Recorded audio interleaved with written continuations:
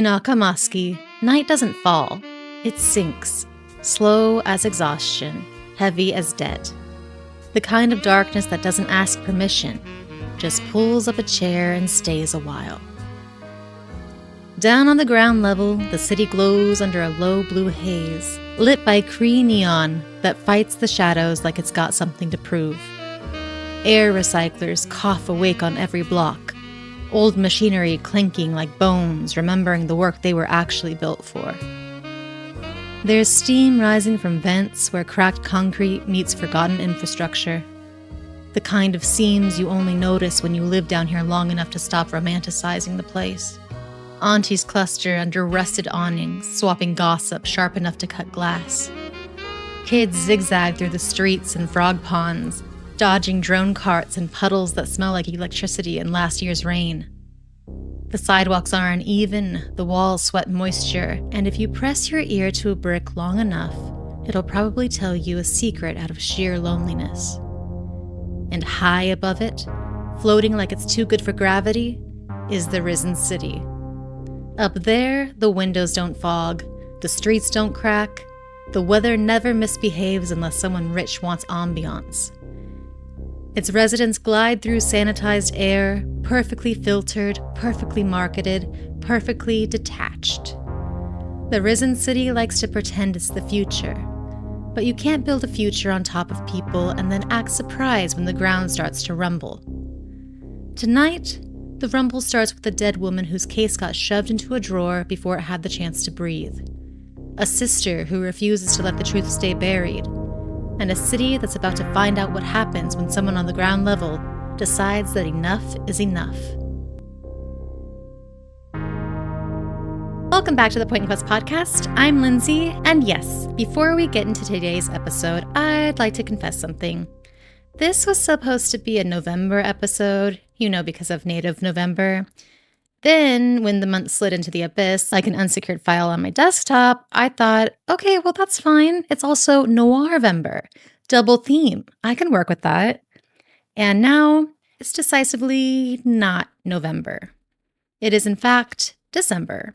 The month I traditionally tell myself I'm going to catch up on everything, knowing full well I'm going to do no such thing. So, where does that leave us?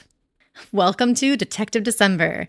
The time of year when I finally release all the noir and native futurism content I meant to put out weeks ago, but couldn't because of life, work, CRM reports, burnout, and, your average existential dread.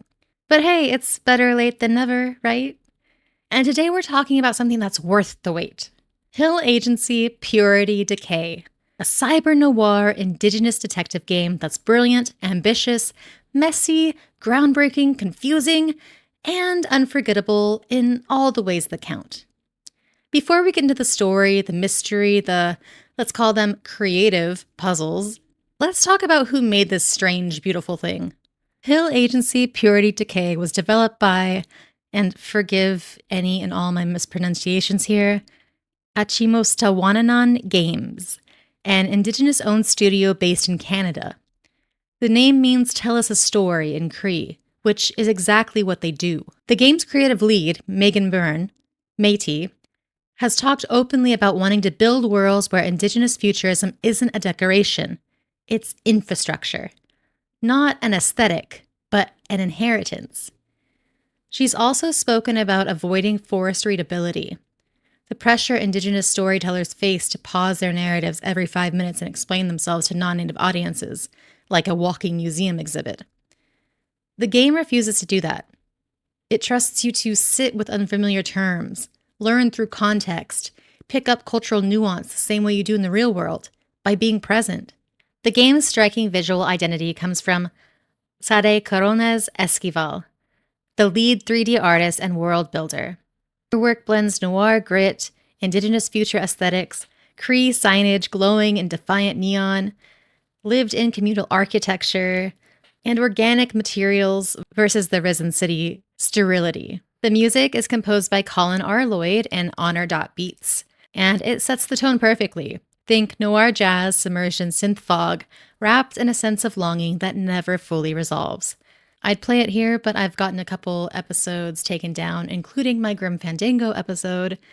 because of music and copyright and all that stuff. So, or I should say all that jazz. So I'm going to skip that, but you can listen to it wherever you listen to music. Nothing in this game is borrowed from Western noir. Not really. It's all kind of refracted through an Indigenous experience, agency, and imagination. Wow, I really said noir like a Southerner. Noir. It doesn't borrow from Western noir. Now, you might be asking, why does this even matter? Well, Indigenous futurism, coined by scholar Grace Dillon, imagines futures in which Indigenous people, languages, stories, humor, sovereignty not only survive, but thrive. It's not escapism, it's reclamation. It asks, what does community look like in the future? What does justice look like? What does kinship look like? What does survival look like without colonial frameworks defining it? How do we honor ancestors while imagining things they weren't allowed to dream of?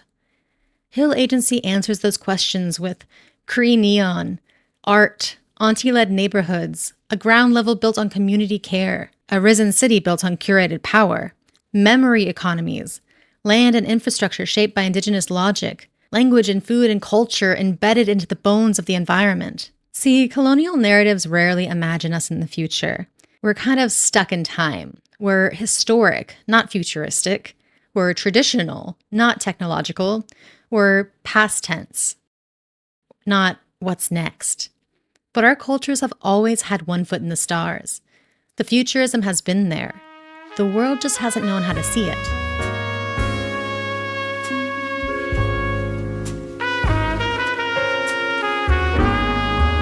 Okay, now let's get into the first case.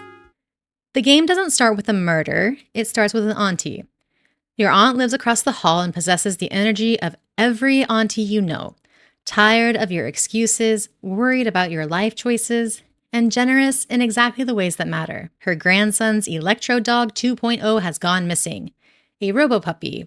A toy. And she needs you to solve it because you're family and that's what family does. It's not dramatic, it's not violent, it's human. So you walk the neighborhood, check in with folks you've known since you were little, ask questions the soft way, pick up clues you almost don't need because the truth is simple. It's the cleanest case in the game. And maybe the most honest, which I guess is why it's the tutorial case. In a world where the police don't care much about certain people's problems, the community steps up. It holds the line. Neighbors talk, and the first mystery you solve is for someone who knows you, loves you, and will absolutely scold you if you take too long. The small case sets the foundation. Justice in Indigenous futurism is relational. It starts with kin, with community, with care. And just when you return the RoboDog and think you're done, the real story walks through your door. In walks the dame, the femme fatale. She arrives like she doesn't belong on your floor. Because she doesn't. Mary Potentia, risen city elite, pressed clothes, perfect posture. The kind of person who's only known filtered air and options. She places a photo on your desk with the precision of someone used to breaking bad news gently, but expecting you to break the rest yourself. Her sister, Miriam, is dead. The police call it an overdose. Mary doesn't believe that. She doesn't trust the police. She barely trusts you. But she's desperate, and desperation makes alliances where class lines normally don't bend. You can feel it, not in the photo itself, but in the way Mary holds it. People who grow up above the clouds don't grip things unless they're afraid of losing them. The ask is simple. Find out what really happened. The meaning is not that simple. If Miriam died in the risen city, someone important wants it forgotten. Before you step into the investigation, the game does something that most noir stories forget. It makes the city a character. Not scenery, not mood, not in an insufferable way. It's a presence.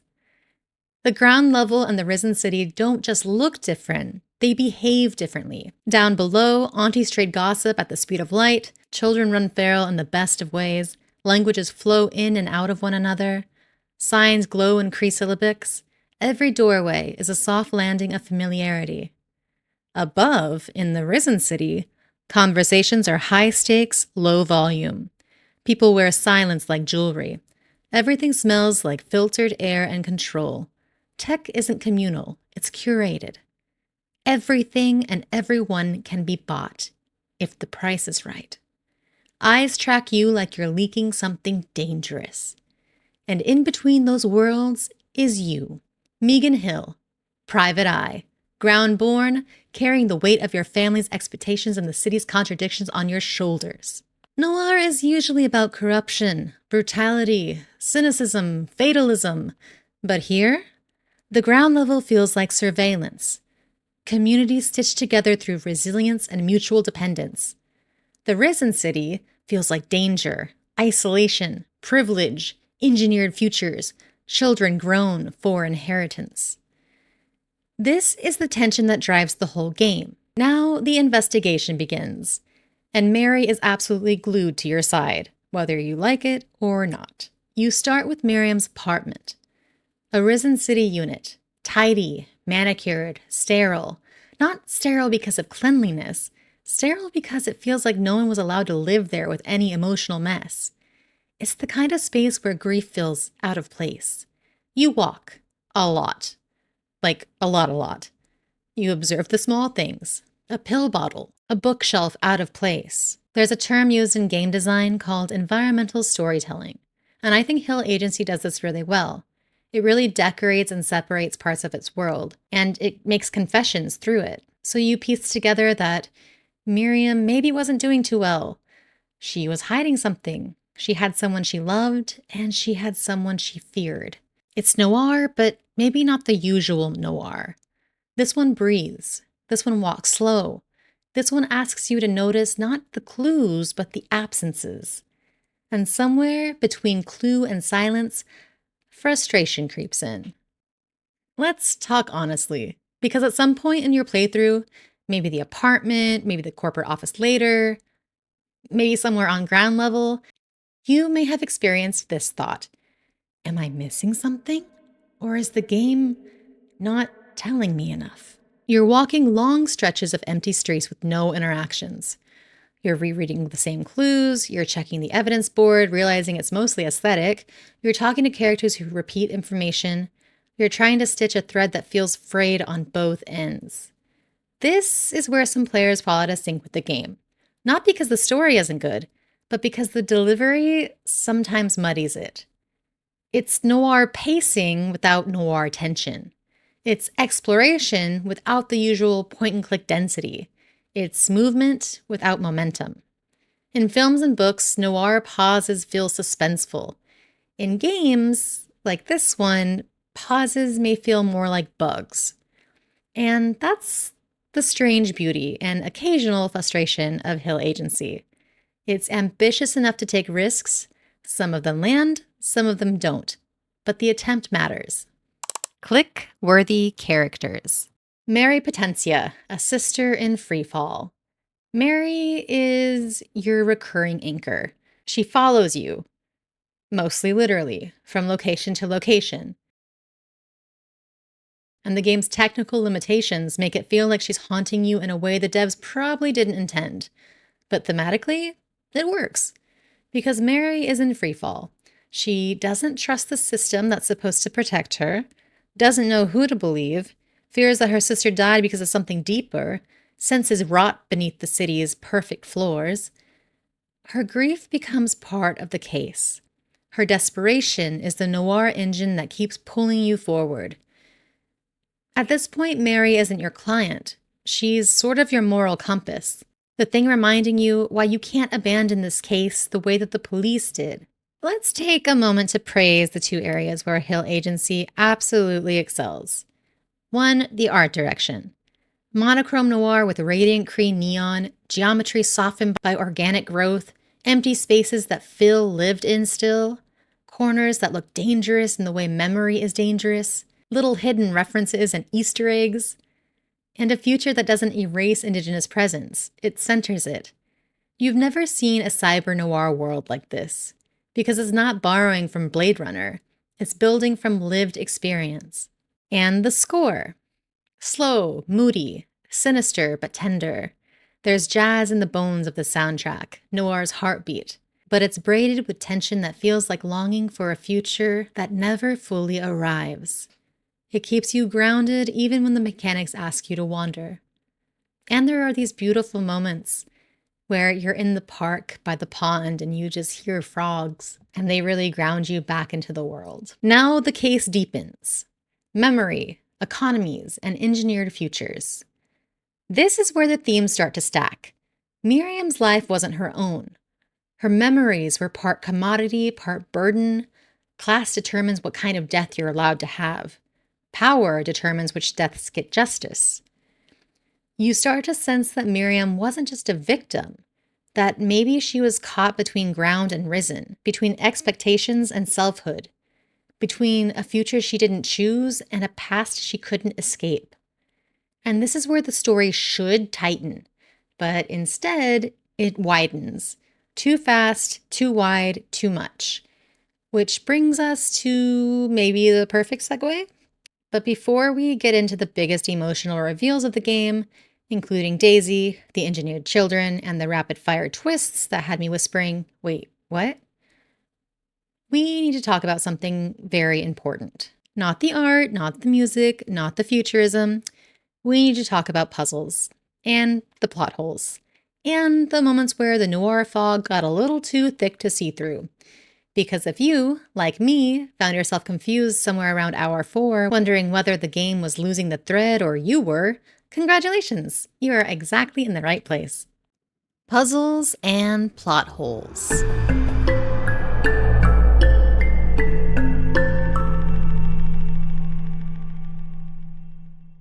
Let's talk about the part of the game that nearly took me out. The moment my brain said, are you confused, or is this game confused, or are you both just politely agreeing not to talk about it? The answer is yes. Hill Agency bills itself as a detective noir, which means players expect clues that matter, branching dialogue, suspects who lie, interrogation paths that branch, puzzle logic that you can fail if you're not careful. But Hill Agency doesn't want you to fail. I don't even know if it wants you to exceed. It just wants you to experience, which sounds poetic until you're walking your 10th consecutive block in real time, clicking on clues that don't disappear, reading the same dialogue twice, and trying to understand whether the evidence board is decorative, symbolic, or just a place to drag icons when you're bored. There's this odd tension between the noir story, which is rich and complex and emotional, and the detective mechanics, which are not. The interrogations don't branch, the evidence doesn't mislead, Mary won't let you make a wrong accusation, and the game itself pushes you toward its one true conclusion. It's like being in a film where you're the detective in theory, but the script supervisor is standing off camera whispering, "No, sweetie, that's not a clue. You're overthinking it. And look, there's always the chance. Actually, there's probably 100% the chance that I'm dense and I didn't understand what the game was trying to do." But just in case anyone else felt the same way, I also want to mention that as a point-and-click adventure game fan, I love to click on absolutely everything. I love a world that's fully built out.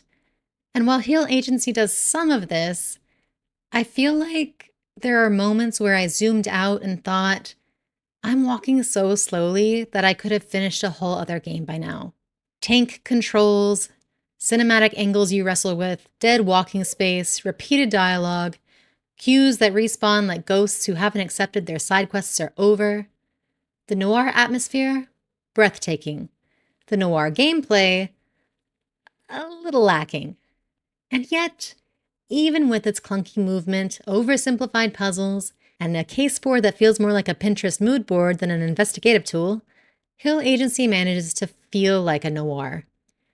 Because it's not necessarily about deductive mastery. It's about corruption, grief, power, class, and the people crushed under a system that works exactly as it was designed to do. Which brings us to, insert drum roll here,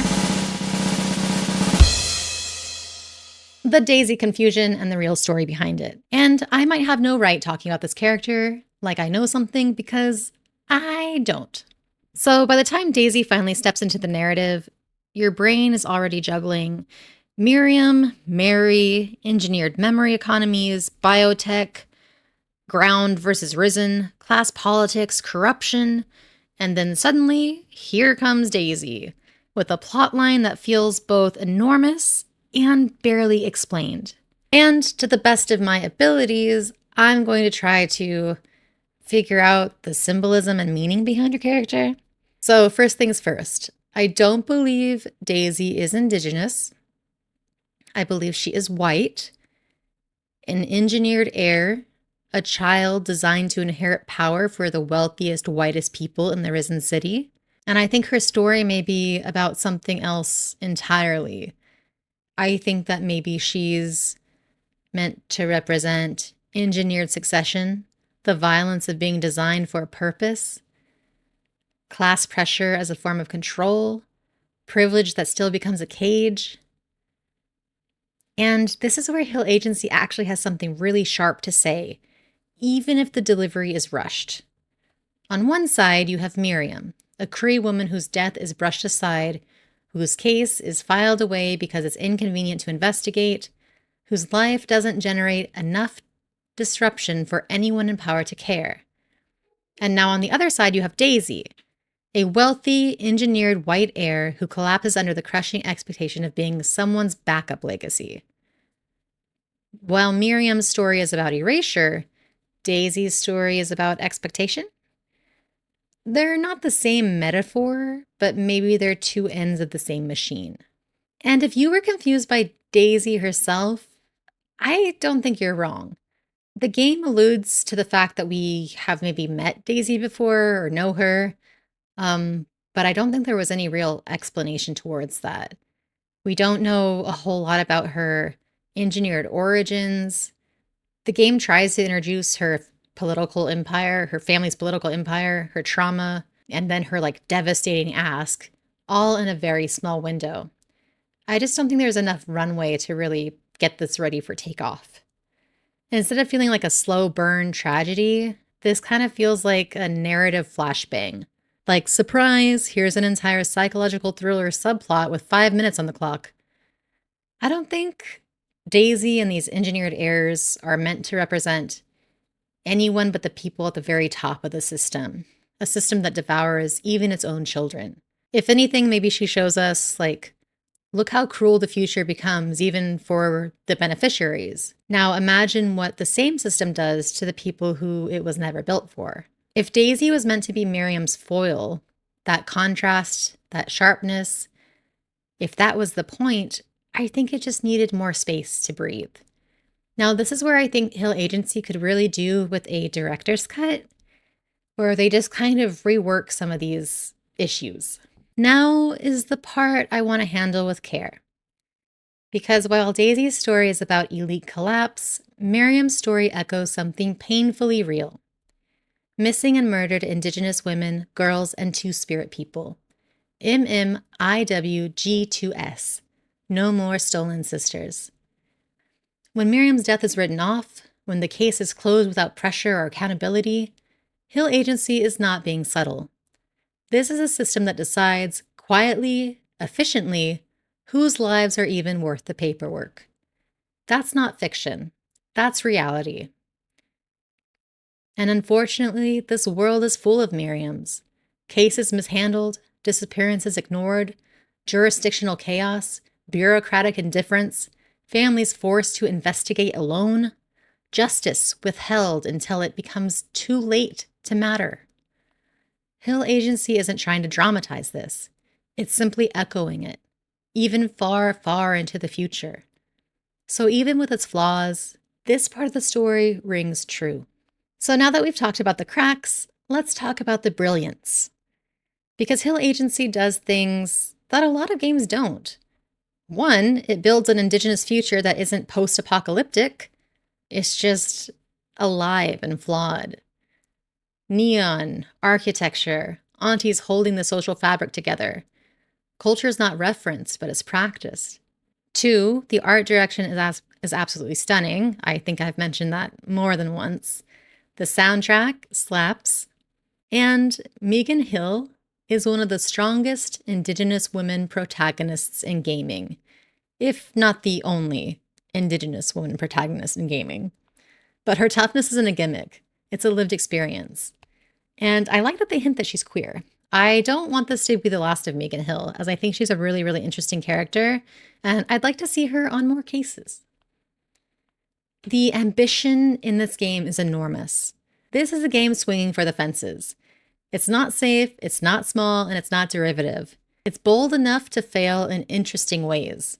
And I think that's pretty rare. Now, here's where I think a director's cut or a sequel could do better.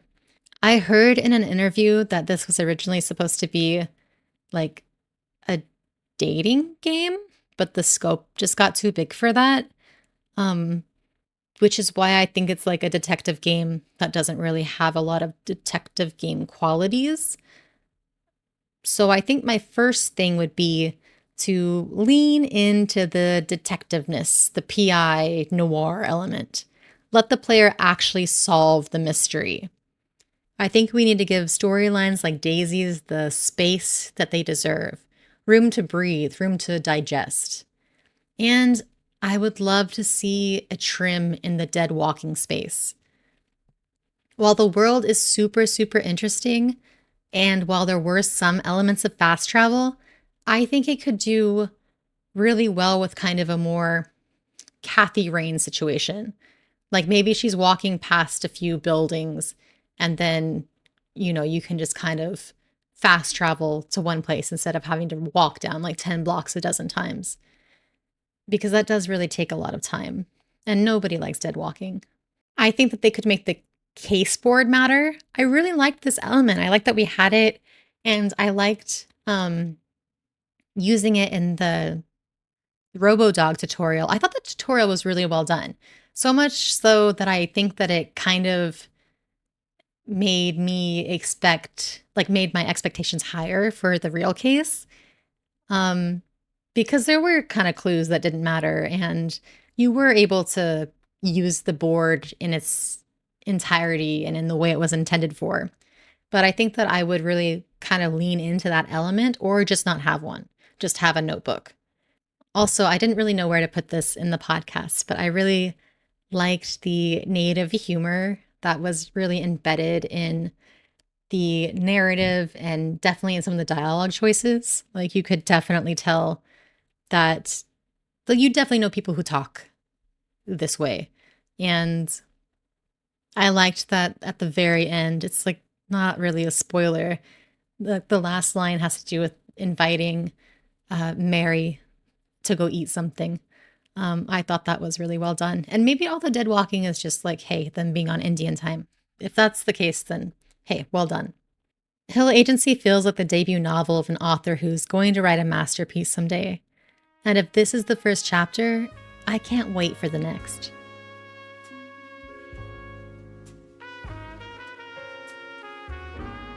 In Achimostawinan, answers are slippery, truth hides behind shadows. Sometimes the only thing you uncover is how deep the damage goes. Miriam didn't get justice in life, but she wasn't erased. Not while Meagan walked those streets. Not while we walked them with her. This is the heart of Indigenous futurism. Not tragedy, not defeat, but continuation, presence, perseverance. A future where we're still here, in neon, in shadow, in laughter, in love. Hill Agency may stumble, but it never stops reaching for that future, and I think that's what matters. So one last piece of advice before you head back into the neon. If someone in the Risen City ever leans in and says, hey, I just need a little favor. No, you don't. Turn around, walk away, don't make eye contact. That's how people end up involved in engineered air family drama, and I promise you, nobody has time to figure that out. Thank you for listening to the Point and Quest podcast. If you like this episode and want to learn more about some of the things mentioned, I will have a list of sources and references in the show notes. I've got the game credits, developers, some academic sources, and some reviews that I used for this podcast episode, and also some MMIWG Two-Spirit resources. So check those out, and thanks again for listening.